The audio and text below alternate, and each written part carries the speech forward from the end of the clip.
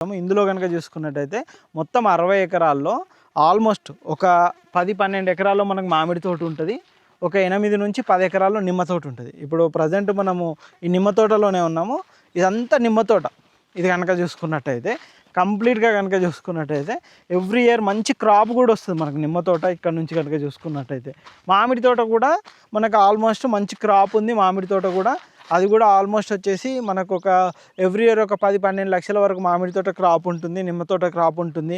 మధ్యలో జామ చెట్లు ఉన్నాయి. వరి పొలం కూడా 10 నుంచి 15 ఎకరాలు మనకు వరి పొలం కూడా మనకి ఇక్కడ ఉందన్నమాట. మనకి ఇప్పుడు జామ చెట్లు కూడా ఉన్నాయి. ఇందులో కొన్ని జామ చెట్లు జామ తోటలు కూడా మనకి ఇక్కడ ఉన్నాయన్నమాట. మీకు ఒకసారి ఇక్కడ చూడండి మీరు నిమ్మకాయలు కూడా మనకు మంచి నిమ్మకాయలు కూడా మనకి ఇక్కడ ఉన్నాయన్నమాట. అండ్ ఇది చూస్తున్నారు కదా, ఇది నిమ్మకాయలు.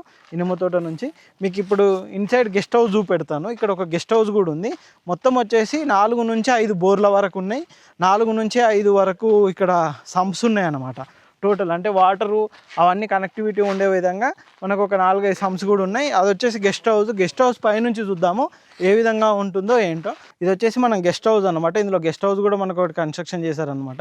మీకు ఇంతకుముందుకు ఏదైతే డాంబర్ రోడ్ ఫేసింగ్లోనే ఉండే విధంగానే 60 ఎకరాల్లో ఇది ఉంటుంది. ఇది ప్రైస్ కనుక చూసుకున్నట్టయితే ఆల్మోస్ట్ మనకు 79 నుంచి 80 లక్షలు అయితే పర్ ఎకర్ అయితే చెప్తున్నారు.